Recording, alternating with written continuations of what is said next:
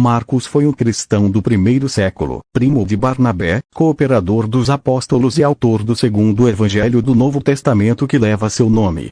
Apesar de não ser citado nominalmente no evangelho que escreveu, Marcos é mencionado no livro de Atos dos Apóstolos e nas cartas apostólicas. Seu nome hebraico era João, Ioanã, que significa Javé mostrou graça, mas, assim como muitos judeus de sua época, ele assumiu o sobrenome latino Marcos, um grande martelo, que em sua forma grega é Marcos. Por isso, ele frequentemente é designado como João Marcos, Atos 12:12, minutos e 25 segundos, 15:37. Embora fosse comum que judeus adotassem nomes romanos ou gregos no primeiro século, especialmente em situações em que foram libertados de uma condição de escravidão, o que não era o seu caso, é difícil saber por que ele adotou esse nome, visto que Marcos não é exatamente um sobrenome, mas um prenome. A história de Marcos. João Marcos era um judeu provavelmente nativo de Jerusalém, Colossenses 4:10, minutos e 11 segundos. Sua mãe se chamava Maria, e era parente de Barnabé, companheiro de viagem do apóstolo Paulo. Pelo fato de seu pai não ser citado nenhuma vez, é possível que Maria, sua mãe, já fosse viúva na época em que ocorrem os relatos narrados no livro de Atos dos Apóstolos. Aparentemente João Marcos pertencia a uma família abastada, visto que a casa de sua mãe parecia ser grande o suficiente a ponto de servir de local de reunião da igreja primitiva, e possuía pelo menos uma criada por nome de Rode, Atos 12:12. A imaturidade de Marcos. Marcos foi levado por Barnabé e Paulo a Antioquia, Atos 12:25, e logo depois os acompanhou na primeira viagem missionária, servindo como auxiliar deles, Atos 13:5-13. Todavia, quando eles chegaram em Perge, na Ásia Menor, João Marcos resolveu abandoná-los e retornar a Jerusalém. Paulo e Barnabé continuaram a viagem sozinhos, porém o apóstolo Paulo nitidamente reprovou a atitude de Marcos, e mais tarde, considerando-o um desertor, Paulo se recusou a levá-lo em sua segunda viagem missionária, Atos 15:38. Por outro lado, Barnabé não estava disposto a abrir mão de sua companhia, e diante desse impasse, Paulo e Barnabé resolveram seguir rumos diferentes. Barnabé continuou com Marcos e partiu para Chipre, enquanto Paulo levou consigo Silas e deu prosseguimento à sua segunda viagem missionária.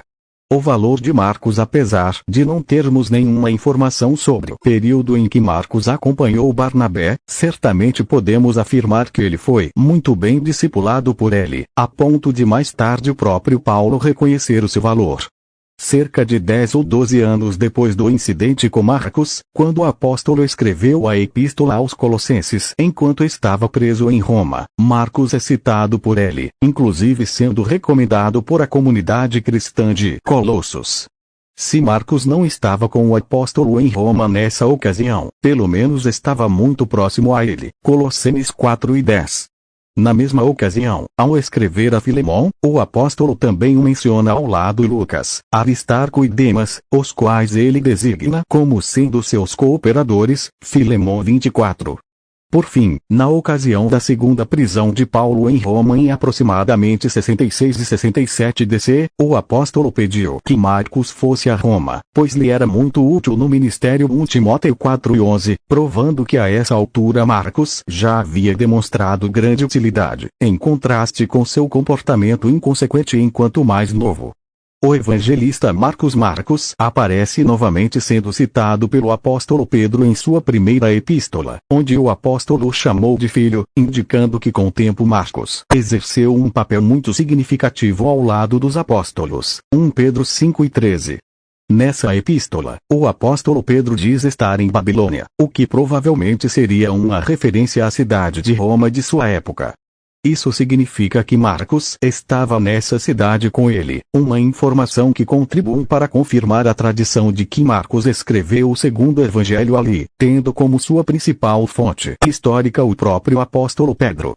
Todavia, há uma grande dificuldade em se determinar uma data exata para a composição do segundo evangelho, o que pode indicar que Marcos talvez o tenha escrito num período mais próximo do ano 40 DC, antes mesmo de sua deserção na viagem missionária.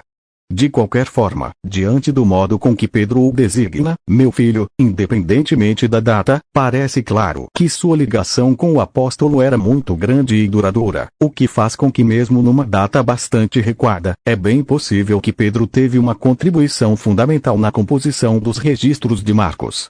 Receber estudos da Bíblia e especulações sobre quem foi Marcos. Existem muitas especulações sobre quem foi Marcos nas antigas tradições cristãs. Algumas delas o colocam como tendo sido o fundador da Igreja de Alexandria, mas não há qualquer evidência nesse sentido. Muitos estudiosos também identificam Marcos como sendo o jovem que aparece coberto apenas por um lençol na noite em que Jesus foi preso, e que ao fugir da polícia do templo, acabou deixando o lençol para trás. Marcos 14:51 minutos e 52 segundos. Essa sugestão tem sido reconhecida como bem provável, visto que esse episódio é narrado especialmente no evangelho que leva seu nome. Aproveitando-se dessa interpretação apontada acima, alguns também sugerem que Marcos era o homem que carregava um cântaro de água na ocasião dos preparativos para a celebração da Páscoa. Outros propõem que talvez não tenha sido ele, mas seu pai, que na ocasião ainda estava vivo. Se essa hipótese estiver correta, então a casa em que Jesus celebrou a ceia foi a mesma casa de Maria mencionada no livro de Atos dos Apóstolos que mais tarde acolhia os crentes de Jerusalém. Há também quem defenda que Marcos teria sido um dos 70 missionários enviados pelo Senhor Jesus, Lucas 10:1, porém essa hipótese não possui muito apoio. Também é verdade que algumas tradições apontam para um possível martírio de Marcos, mas não há nada que comprove essa suposição. Deixando as especulações de lado, William Hendrickson, em seu comentário do Novo Testamento, nos fornece uma excelente resposta sobre quem foi Marcos, ao dizer que ele não foi um grande líder ou um notável construtor, mas sim um seguidor e um ajudador. Ele não era alguém sem defeitos, ao contrário, era uma pessoa que lutou contra suas fraquezas e as venceu.